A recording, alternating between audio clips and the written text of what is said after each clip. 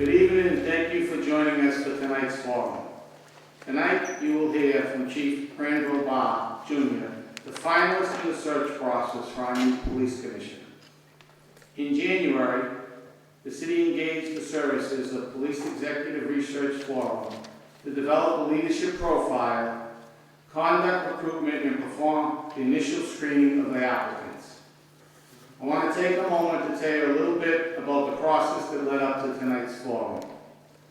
PERF conducted interviews and focus groups with department staff and key stakeholder groups to help develop a recruitment profile, and they conducted outreach to potential candidates. We received 39 applicants in the response to our posting. The initial background screening was also done by PERF. After discussion with PERF, we recommended 5 candidates to be interviewed. The interviews were conducted by city staff, community stakeholders, in early May. From those 5, I expected to move 2 or 3 candidates forward. In the end, we felt we had 2 strong candidates as finalists. One of the candidates, who was consideration as a finalist, withdrew very recently. So we brought Mr. Bod back and had a series of meetings with the city manager, myself, the deputy city manager, and city staff. And I was pleased to announce to the community last week that Chief Branville Bod was named as the finalist in the public community forum would be held. As I mentioned, the original plan was to advance 2 finalists. However, because Chief Bod is a highly qualified candidate who understands 21st century policing, I decided to keep the process moving forward with Chief Bod. In the coming days, there will be additional interviews, including meetings with several of our youth, human service providers, public safety organizations, and other community stakeholders. Before I turn the program over, I do want to be clear about one thing. I have not made my final determination, and I will be considering the feedback that I received from tonight's participants and from the upcoming additional interviews in my decision-making process. I want to thank the city staff, especially Lisa Peterson, for all that she's done on this, the community stakeholders, and the members of the city manager's advisory committee who participated in the selection process to date, providing me with valuable feedback, and I am so pleased that a representative group of the Cambridge community could participate in this hiring process.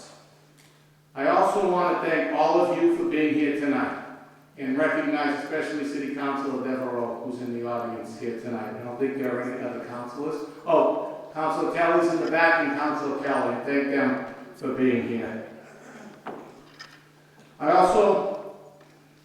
hope you will take the time out.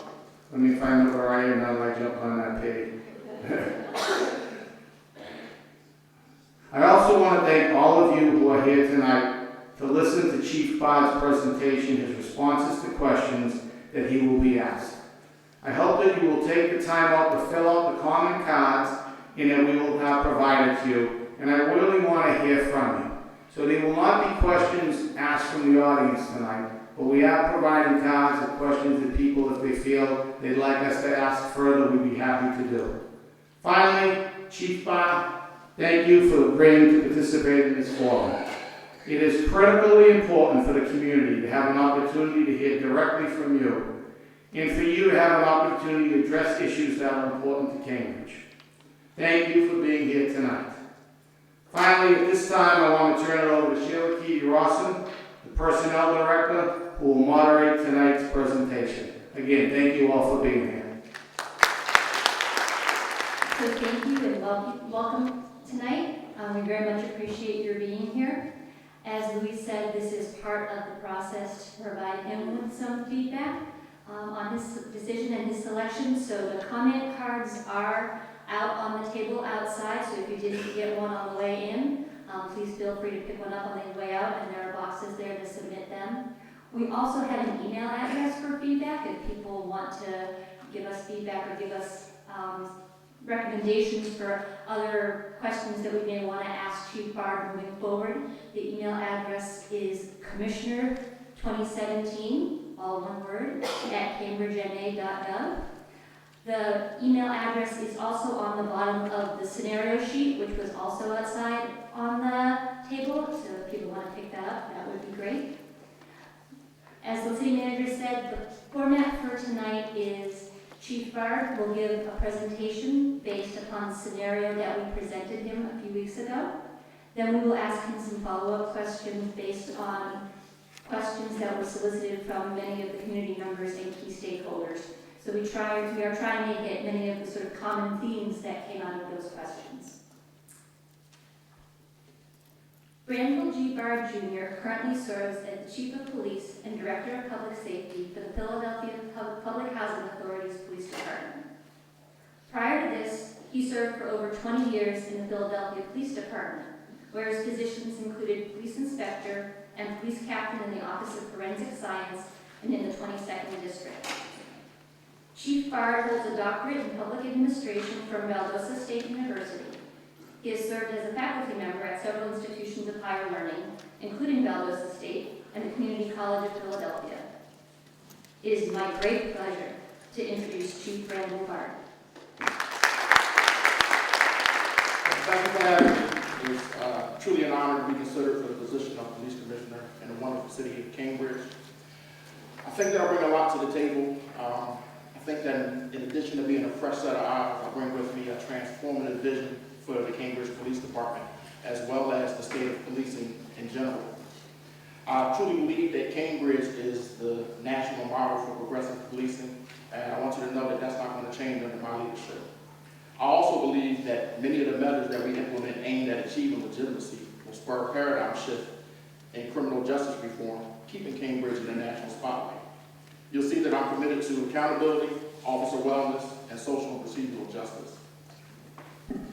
I'm a lifelong Philadelphian and married father of 3 children, ages 28, 20, and 7 years old. The prospect of picking up and moving my family to a new city is exhilarating and intimidating at the same time.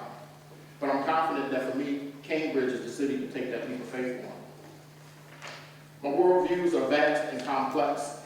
I believe that as government's most visible agents, that the police have a special duty to represent themselves and keep ourselves to a high standard at all times. Because we are government's most visible representatives, we find ourselves taking on atypical roles and responsibilities. We're not only protectors, but we're elder care specialists, child advocates, drug counselors, and so much more. I feel it's important that we embrace these roles, as society will continually expect us to do more, particularly as it pertains to dealing with vulnerable populations. I didn't always understand the importance of this approach, but my life experiences allow me to be resolute in these beliefs now. For me, it's a culmination of 23 years in policing, but not just 23 years of being a police officer. It's 23 years of gaining functional expertise in various critical areas of policing while working in the 4th largest police department in the country. It's a wide but purposeful array of educational attainment in the social sciences. It's a commitment to community-focused and socially just policing that all come together to shape my opinion, making me the right fit for Cambridge at the right time. Cambridge's approach to dealing with at-risk populations using the case management approach is unique. And it begs the question, how far should the police go with this approach? Well, I'll let you know that I believe that we have not yet reached the limits of this type of approach, and that we should be fully committed to testing our capacity. As such, I will take actions designed to maintain and improve upon the focus on case management style of policing here in Cambridge. Allow me to walk you through the steps that I will take to bolster the case management approach here in Cambridge, all while ensuring that the men and women of the CPD are adequately prepared to handle the enormous stresses of police work.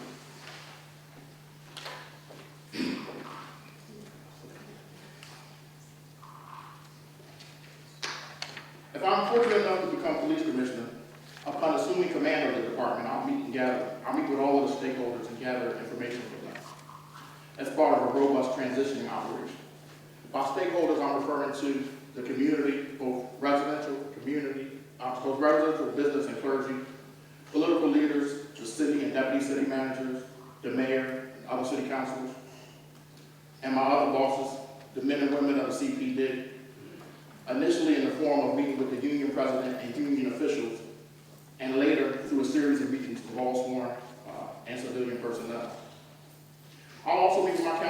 city government and the heads of the departments of other service agencies. In doing this, it's my hopes to immediately build a cooperative and participative spirit very early on in my tenure as police commissioner. I just want to make it clear that for me, that it's not about egos and accolades. It's about doing the work. And I'll pledge to work collaboratively with all stakeholders. I think it's extremely important that very early on I draft a statement affirming my commitment to the department's 5-year strategic plan as promulgated by Commissioner Hodges and affirmed by Commissioners Burke and Larrabee. Under my direction and leadership, the CPD will continue to place the utmost emphasis on community policing, community engagement, and upon all 6 tenets or pillars of 21st century policing. By committing early on to the strategic plan and current mission and vision of the department, it will alleviate uncertainty, fears, and concerns from all stakeholders about my plans for the department's immediate and future direction. For many of these fears are amplified in as much as we don't want to lose any of the momentum that was gained by Commissioner Hodges and the various collaboratives that's been formed in the city. Quite frankly, the potential for these programs to be jeopardized is seen as higher under this current presidential administration. One of the first things I want to do upon assuming command of the department is meet with my executive team, to include the superintendents, deputy superintendents, and civilian heads of departments. Here I'm going to make them aware of my expectations. The meeting will serve as an introduction, but it will allow me to further set the tone by informing them that all of the innovative social service programs that assist to protect vulnerable populations, like those housed in the community service section, will continue. All of the programs pertaining to youth, seniors, homeless, sufferers of mental health and substance addiction, they're going to continue under my command. Not only that, we're going to look for ways, we're going to actually look for ways where we can improve upon them and increase their usage. I always say I tend to view society as a symbiotic organism, where every part is connected to and therefore affected by every other part. When you take this view, the need to protect the most vulnerable becomes evident, as the strongest of us are impacted by our failures to protect the weakest and most vulnerable. We're also going to explore ways to improve upon the agency's legitimacy, which for me primarily translates into accountability, but also touches on transparency and introspection. I'm going to task my executive team to bring my message to their individual commands immediately. I'm also going to make my rounds carrying that message personally. I want open and honest assessment as to the officer's opinion and feeling about our progressive nature and our commitment to the case management style. But I need to be clear and resolute as to my belief in the absolute need to continue this approach that has become unique to Cambridge and place it in the national spotlight. I know these types of programs are atypical in policing and the law enforcement community at large. They are seen as revolutionary and upsetting the status quo by some of us. They require not just a change of mentality of individual members of a department, but they require a cultural shift. Everything you read about the culture of former work organizations is going to tell you that managing change is difficult. That's true of society at large, but as traditional authoritarians, managing change in the police department can be extremely difficult. The police culture can be incredibly obstinate when it comes to change, especially when that change is seen as limiting authority or increasing accountability. It will be incumbent upon me as the police commissioner and the entire executive team to show all personnel the benefits of this approach, how improving the position of our most vulnerable improves the position of us all, how doing so engenders more favorable relationships with the community, and these more favorable relationships prove beneficial in a multitude of ways. They allow police departments to develop political capital necessary to navigate any crisis situation before it occurs. Because during a crisis is not the time to be attempting to force these relationships. We have to instill in our officers a unique sense of pride in being part of what is certainly the beginning steps of a paradigm shift in the modern policing era. I'm going to task my executive team with doing a 3-year comparative analysis of their commands. As public safety and police and public safety minded professionals, we're obviously going to look at crime over that period, police activity, and police morale. But I want to be clear that the primary focus of this review will be the deliverance of the community service programs that we provide in a case management style. Executive team members will submit comprehensive reports on how to enhance the services provided to the vulnerable populations. That's youth, seniors, homeless, and those who suffer from mental health and substance addiction issues. I'll conduct a parallel investigation as part of a robust transitioning operation. During this time, I'll also be evaluating my subordinates for performance for continued suitability in their current assignment and promotional potential. No transitioning operation will be complete without input from outgoing commanders. To the extent that Commissioner Howes and Larrabee are available, I'll include their input. I think it's both necessary and extremely valuable. The executive team and I will set our plan to convene with the stakeholders who form the various collaboratives that are so instrumental to the current and future success of Cambridge, including but not limited to the Cambridge Police Patrol Officers Association, the Superior Officers Association, and the Community Service Section collaboratives, Safety Net, Homeless Engagement and Outreach, Senior Outreach, Mental Health, and Substance Abuse Advocates. I'll then reconvene a staff meeting and discuss their reports, brainstorm on suggested responses of course of actions that we get from the various groups. These types of meetings will become commonplace with me as I believe in a participative management style. For me, I feel it's the best way for my subordinates to learn from me, for me to gather information and learn from them, and to prepare them for their next role in management. After speaking with all the collaborators, stakeholders, and the executive staff, all of that information that's gathered will be collated, sorted into meaningful categories, and used as the basis to formulate a plan for continued positive change and case management within the police department. The plan for continued success in all of our alternative programs to policing will call for extensively engaging with the Cambridge Patrol Officers Association. It's extremely important. As stakeholders go, the men and women of the CPD are a part of everything we do. That is, each and every collaborative hinges upon their efforts and involvement. As such, it's critically important to ensure that we have participation and buy-in from the rank and file on all levels. I mentioned earlier that Cambridge's willingness to serve as a change agent in policing won't always be met with receptiveness. In fact, in many ways, the authority inherent in policing can sometimes cause us to be quite indignant and intractable. But we can never lose sight of the fact that policing is amongst the most difficult occupations in the world, particularly in the United States. Members of this profession are continually exposed to imagery that no human being should see, and that no human being can encounter without being harmed emotionally. For many of us, this harm is latent, it lives underneath the surface, and we unknowingly build up tolerances, coping mechanisms, and cynicism. And this has the potential to alter an individual over time. The scrutiny of the work that officers do has reached record levels. I continue to tell my officers to police like the whole world is watching, because they are. Operating under a microscope is difficult, and not every officer will handle this type of pressure optimally. And the executive team, it is imperative that we help officers deal with stresses they face and help them maintain resiliency. Because we continually experience emotionally damaging stimuli, because we are often under intense scrutiny, and because we are burdened with great authority, it is incumbent upon us to ensure that our members are enlightened through education and training, and that they experience total wellness, by maintaining physical, emotional, and spiritual health. As it pertains to total officer wellness, the Cambridge Police Department has already fully engaged and committed to the concept of total officer wellness on behalf of its personnel.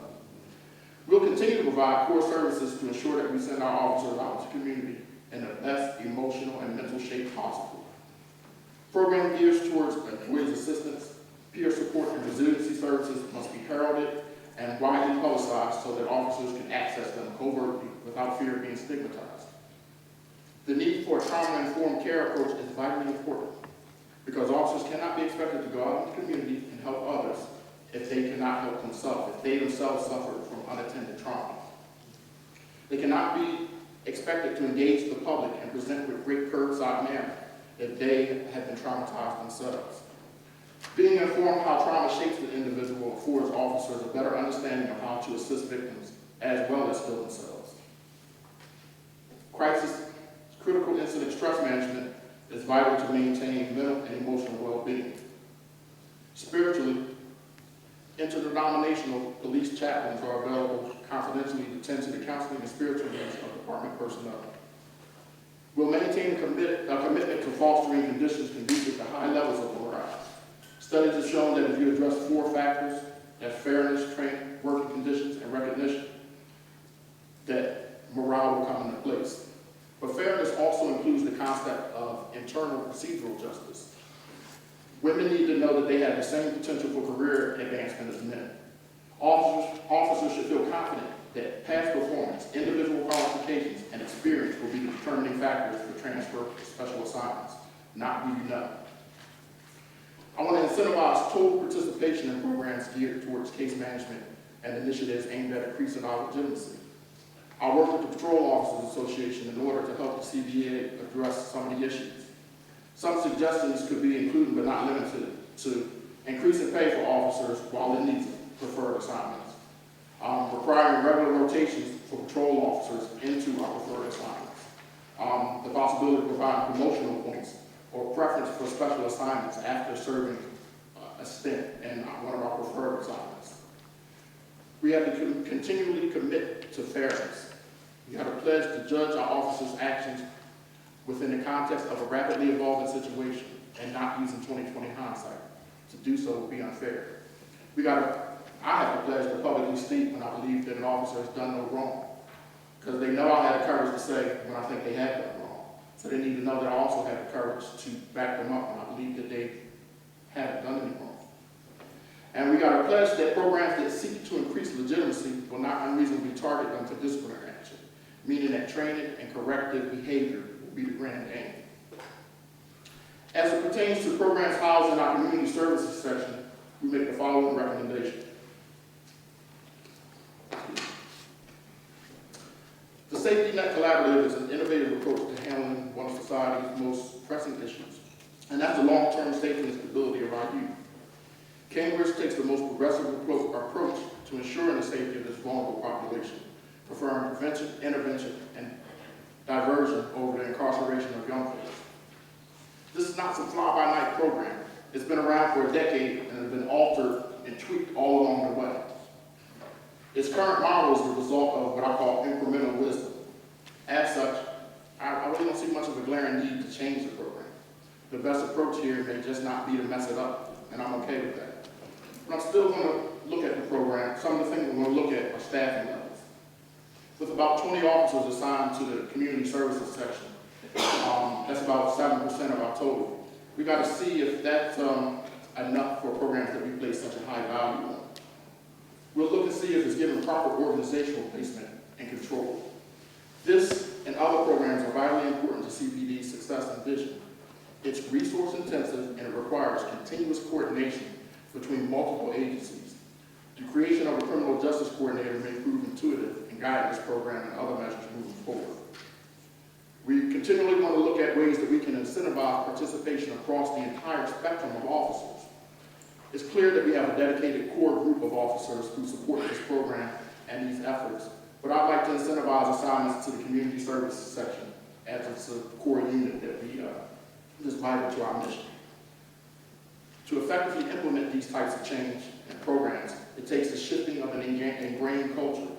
We want to educate personnel on the far-reaching benefits to society that these programs bring, because we need to count on their participation and compliance to ensure the effectiveness of the program. Quite frankly, I want to see us evolve as a department to the point where we see it as a personal failure anytime we have to arrest a juvenile. And I say this with the full understanding that arresting some violent offenders is unavoidable, but that approach that prefers prevention, intervention, and diversion as a primary means and not arrest as a secondary means, but just arrest as a last resort, I think that that's key to the future of the health of Cambridge moving forward. When you place a juvenile into the criminal justice system as it's traditionally constituted, the chance for irreparable harm is increased exponentially. In many ways, it may be impossible to quantify the future harm done by unnecessary juvenile arrest. But we also know that simply not arresting them without providing support services isn't the answer either. That's why the department partners with families, schools, youth activity programs, and mental health providers. We have to be resolute in the belief that punishment alone does not reduce recidivism, and that contact with the juvenile justice system can do more harm than good for some. I want to commit to the program and ensure it continues with fidelity. I'll continue to rely on Commissioner Howes as a senior advisor to the program. As it pertains to homeless engagement and outreach, on the surface, it appears to be quite extensive and a comprehensive and effective program. I said earlier, police are government's most visible representative and the most likely to encounter the homeless. That officers be trained on how to effectively and properly deal with this population is expected. But embedding trained counselors with officers is both evolutionary and is commonsensical, particularly when you think of it in the context that oftentimes the homeless present with multiple elements. Often substance abuse, mental health issues, and whatever else troubles them. So with the exception of rotating additional officers through the community services unit, I don't think I recommend any changes to the program. I would, however, want to work in conjunction with the collaboratives to ensure that our outreach initiatives are not compensating for broken systems elsewhere.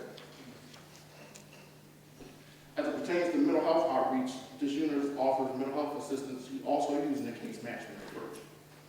Here, officers attempt to understand and identify the underlying causes of behavior for individuals in crisis and compare them with the appropriate services. This unit also serves as the department's trainers for mental health first aid and the managing of aggressive behavior. So I think it's crucially important that officers see what this unit does and rotate through stints through this unit as well. As it pertains to substance abuse, maintaining a diversion strategy to include a robust opioid response, while continuing to look for innovative responses to deal with addiction is important. We want to educate, empower, and motivate families dealing with addiction, and we want to eliminate the stigma associated with addiction.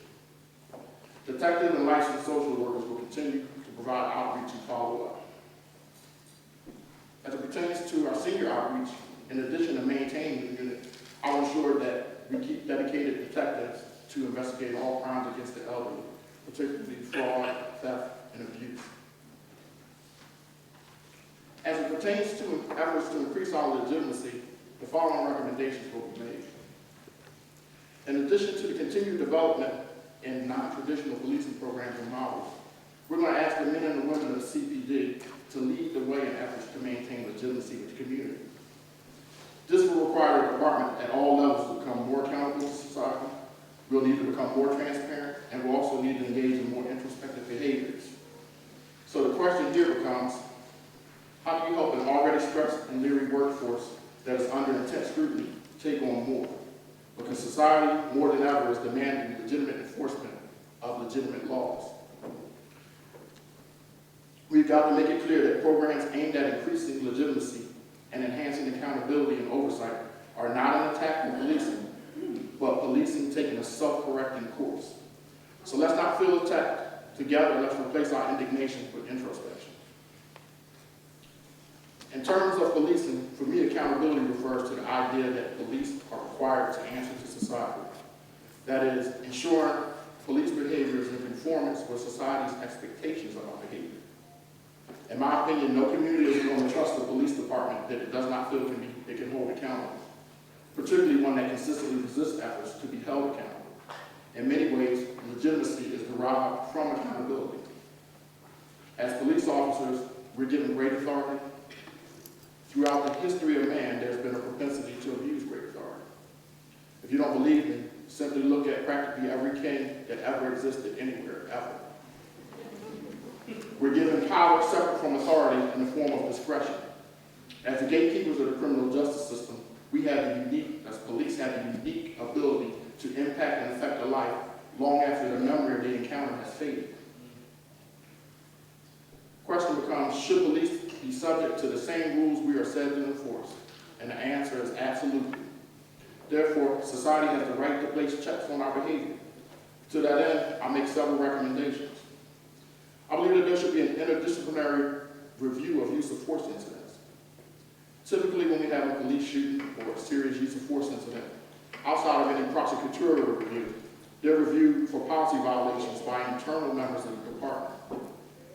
This approach, however well-meaning, lends itself to skepticism from the public. However, an approach that utilizes civilian review only faces that same skepticism from officers. In my opinion, an interdisciplinary approach that involves sworn investigators, members of the prosecutor's office, the head of a civilian review entity, legal professionals, and a member of city council even, will produce findings that are far more likely to widely be seen as legitimate. It's an approach that deserves further inquiry.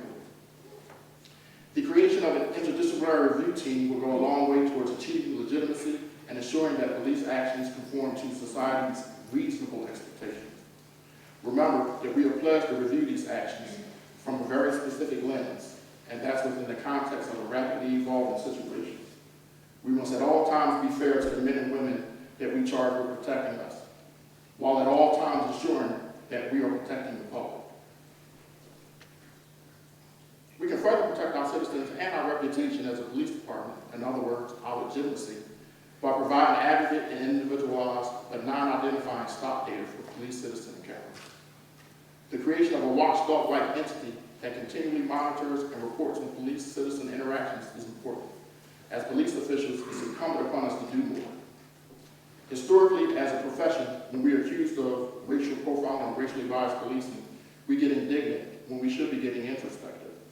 In my opinion, we don't do enough to protect individuals. We know that anytime we undertake any aggressive enforcement action, that we run the risk of being accused of racial profiling and racially biased policing, engaging in disproportionate minority contacts, impeding effective law enforcement by bolstering distrust from the minority community, and by destabilizing the neighborhood by potentially removing a disproportionate number of minority men from that neighborhood. We know this, but we don't typically take aggressive, necessary actions to guard against these very real possibilities. Creating a watchdog-like entity designed to further protect historically vulnerable populations during police-citizen interactions will show that we are capable of true introspection and can once again be a model for law enforcement community nationwide. In terms of transparency, if it happens here in Cambridge and the CPD is a part of it, we're going to talk about it in the shortest amount of time possible, as long as discussing it wouldn't jeopardize a witness, officer safety, or an investigation. Taking these actions will show that we are capable and willing to be truly introspective, therefore unafraid to engage in open and honest discourse about any issue with any citizen or any segment of the population. In closing, one of the things that drew me to the Cambridge Police Commissioner's opening was one line in the job announcement. It was under the ideal candidate section, and it said, quote, "The candidate must have a willingness to support the role of the police as a convener of new initiatives and ideas." For me, it was important and profound because change is certainly coming. Reform will most certainly continue to happen. Now, you can just sit back and get swept up in the wave of reform, or you can get out in front of it and lead that reform. You can show what that change should look like. And I'm fascinated by the department's unapologetic commitment to lead that reform, and I want to be a part of that. Thank you. So Chief Bard, as new commissioner, how do you plan on gaining the trust of the officers? And how do you ensure you are hearing the concerns and or needs of staff at all levels?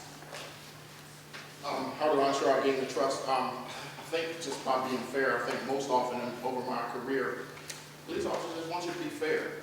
I touched on it in my presentation. They want to know that you'll support them when you believe that they've done no wrong, even if it's an unpopular thing to do.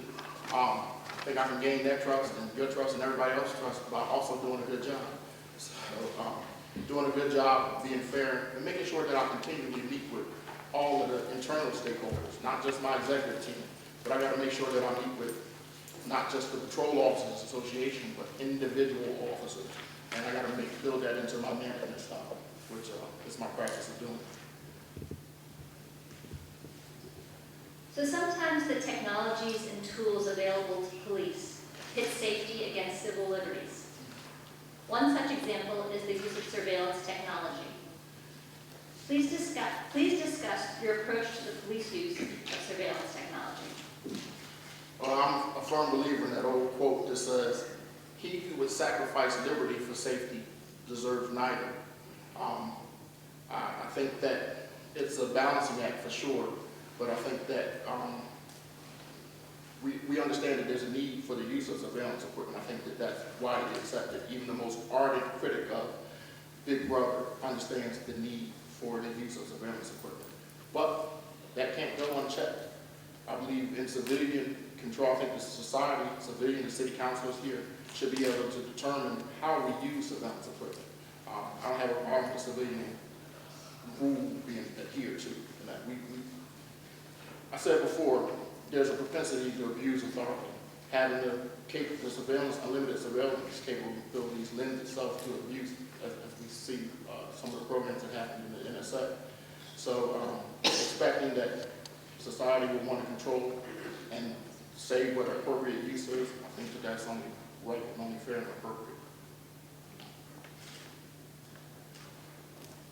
So the CPD has been embarking on integrating trauma-informed approaches to law enforcement, specifically around officer wellness and innovative approaches to sexual assault investigations. What are your thoughts about how to mitigate the effects of trauma that officers experience within the department, and also how to avoid re-traumatizing victims of crime? As far as officers go, I think that one of the biggest things you can do is recognize and realize that they're afflicted by trauma. We see things that you should not see. We see things that can't help but damage you internally all the time. And to not acknowledge that and to, where necessary, which is almost always seek to talk to somebody and get some help, is to error. So I think that by destigmatizing that, speaking to somebody, we can take the control away. I can just mandate that after any police shooting incident, you have to go see a therapist. I can just mandate that after any serious use of force incident or any traumatic scene that you have to go see a therapist, thereby removing the choice and removing the stigma from doing so. Cambridge is literally ahead of the curve as far as that concern. If you look at the use of force policy, the shooting policy, and you can see that that's terrible built into it. As far as citizens and victims of trauma, I think studies show that healing begins the minute the police arrive on the scene. So you got to be very cognizant of that and make sure that you don't do anything to re-traumatize victims. Ensuring that our officers are trained on the effects of trauma and how to identify and appropriately deal with it is paramount.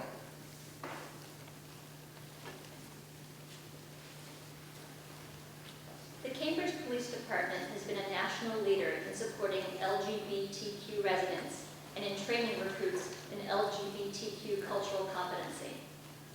What would you do to continue this work in the department? Not mess it up. Make sure that we continue along the progressive path that we already are on. Ensure that I myself acted as a liaison with the community so that there was no drop-off.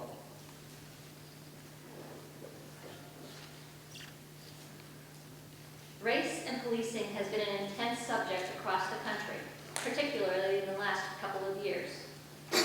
What in particular do you bring to support our work in this area? One of the key things I bring, I believe, is acknowledging that it's a conversation that needs to be had. I think you heard in my presentation the acknowledgement that we know that certain criticisms are made of us, and I don't think that we do enough to protect individuals or to guard against and protect ourselves against those criticisms. We know that anytime we take any aggressive enforcement action, we know what's going to happen. We know we're going to hear that we are engaged in disproportionate minority context. We know that we're going to hear that we engage in racially biased policing. And if we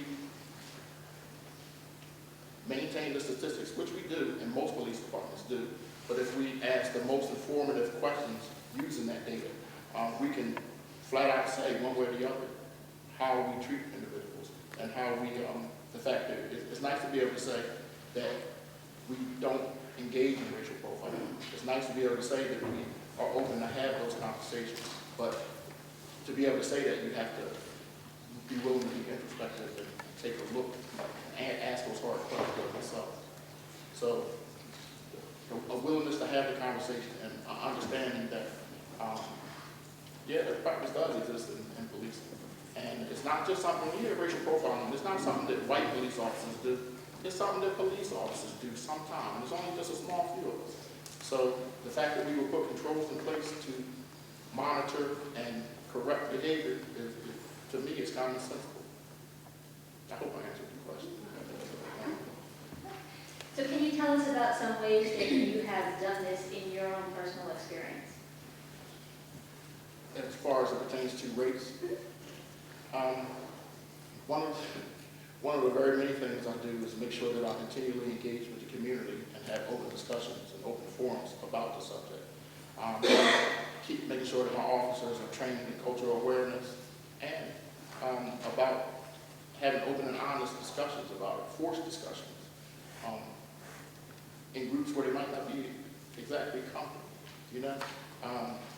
I personally administer all of the training on racial profiling in my department. And you'll typically see a bunch of officers at the beginning of the training sitting there, you know, with their arms folded. Like me? But when they see that, that it's not an accusatory process, when they see that it's me talking about it's not an attack on police, but us needing to take a self-correcting course, us needing to take that internal look. If you take that internal look and you answer those tough questions for yourself and you're dealing with those issues, you identify officers who need corrective action and then take that corrective action, then externally, what can anybody say?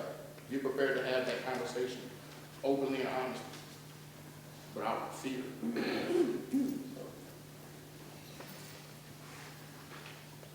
So what do you see as the most appropriate and effective policing techniques for improving safety on our roads, particularly for pedestrians and cyclists? I'm quickly becoming an expert on the issues. As I started researching this position, I realized that it's an issue in the city, one that I never had the opportunity to personally tackle. I see that most programs aim for education of cyclists, motorists, and pedestrians. So I think that continuing to take that educational approach is necessary. Also, I think that you want to intermittently make sure that you aggressively enforce aggressive driving habits and teach cyclists how to be good, share the road, you know, be good users of the road, because sometimes cyclists are, aggressive as well. I actually was surprised to see the statistics on the number of cyclist deaths and the amount of them who are actually under the influence while they're cycling. So that's an important thing to remember, that, you know, you impair your motor skills, you get on a bike, you know, you increase your likelihood for injury exponentially. So education and enforcement, I think we got to learn how to share all of us.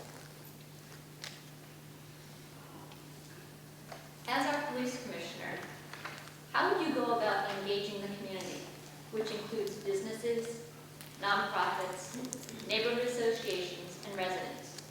Describe how you have approached community engagement in your previous roles. In the past, I've approached community engagement primarily by increasing police engagement. I think it's important. I think you can ask the community to do more when they see you doing more. I've been in some instances initially upon arriving at a couple of assignments where it was a definite siege mentality that existed, where the community hated the police and the police were distrustful of the community. I inform our officers of the benefits of us putting ourselves out there, extending an olive branch, and being more engaged in everything that they do.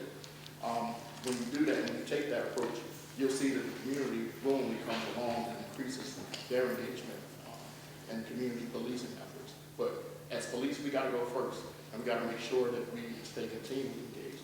I like the way the Cambridge Police Department does that area of responsibility thing, where commanders are responsible for functional areas, meaning that they are assigned as the liaison to various businesses and various service providers. So we're going to continue with that approach, with that area of responsibility of functional areas, that approach, and make sure that we are ever present in the community.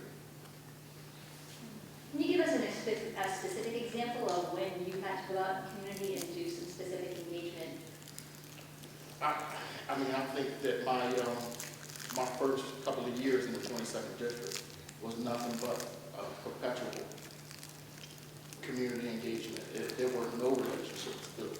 So it was incumbent upon me to not just expect the officers to build them, but to personally go out and let them see what that looks like, see how those relationships were developed.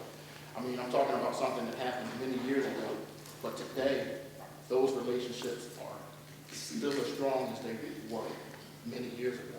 And I'm proud to say that I was an integral part in setting up those relationships.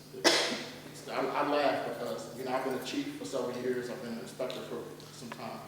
And in some segments of Philadelphia, wherever I go, Captain Ward. And it's a term of endearment, and it's a engendering response. And they'll say, oh, I know you're chief, but he's always going to be Captain Ward. It means that the relationships that I've built, it just shows me, it resonates that, it was the right way to go about it. And when you show the officers the benefits of it, the best way, police, we tend to be authoritarian. I could tell you to do something just because I'm in charge, and eventually you're going to have to do it. But I think when you show officers the benefits of that course of action to them, then most of the time they come along. In the 22nd district, the key point was, we get the worst of it. We got the worst of it. Yeah. And I told them, you can scream to the top of your lungs. But when they start saying, oh, my officers have beat up cars, when they start saying, that's when you're going to get it. And when the community started going to the council and saying, wow, next thing you know, we got a fleet of brand new cars. Next thing you know, we're getting renovations on the facility. It's, oh, wow, this does work. It does work. Show them how that actually takes action benefits them, and they'll get the best response and buy-in. What do you think are the most pressing concerns for a police department in the coming years? Dwindling resources. Most police departments are, budgets are shrinking. The ability to recruit is becoming more and more difficult. Cambridge doesn't really seem to have that problem. That's a blessing. But in the coming years, those are the most pressing issues, I think. So, you got to guard against the ability to backslide. I think we made a lot of reforms in policing. And one of my biggest fears is that we'll still be talking about making the reforms and changes that were identified in the 21st century policing report 50 years from now. As we are sitting now today talking about recommendations that were made 50 years ago. So I don't want to lose any momentum as far as reforms. And I want to actually, that's how I'm moving forward for how far we can take reform. Okay, so here's the toughest question of the evening. What makes you excited about working in Cambridge and being our police commissioner? Everything. The progressive nature of this city and the things that the police department, normally you go to take over a police department, it's internal. That's not the case here in Cambridge. That's a blessing. Normally when you talk about taking over the police department, you're talking about, oh, I'm going to get rid of the shooting. High crime is really not the issue here either. This is like an oasis. It's a blessing. So I couldn't sit here and name all the reasons why I'm excited about this place. I told a buddy of mine that I said, if I had to sit down and you told me to write down the characteristics of the best police commissioner or police chief job, I wouldn't have wrote down Cambridge just because I didn't think that something like this could actually exist. So I'm excited about the opportunity. In closing, I just want to first of all say thank you to all of you for being here. The way Cambridge works, the way we're so successful is because we have this type of participation. When we have an event like this on a night, we have so many people here. It's important. And I have been committed to making sure that we listen to the community. I said that from the day I started, and I mean it. And I think it is important that you fill out these cards, that you email us. The information's there. We want to hear what you think. It's another step in this process. Chief Bott has another full day tomorrow. He will be meeting with different groups, and then we will move forward from there. But I want to just say, first of all, thank you again to all of you who've been involved already. One of the things I committed to was the City Manager Advisory Committee, and they have taken part in the early process, and there are a lot of them here today. So again, I want to thank them for their role in this. I want to thank all the other volunteers who've been part of this process.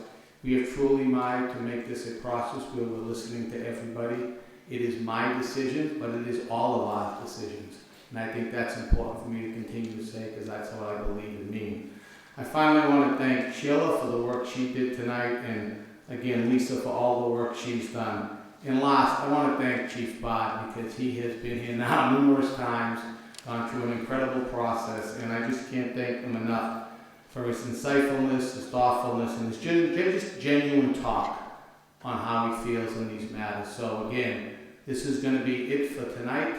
The Chief will have another full day tomorrow, and we'll continue to move forward with this process. So please let us hear from you. I think that's very important. And again, thank you for being here tonight.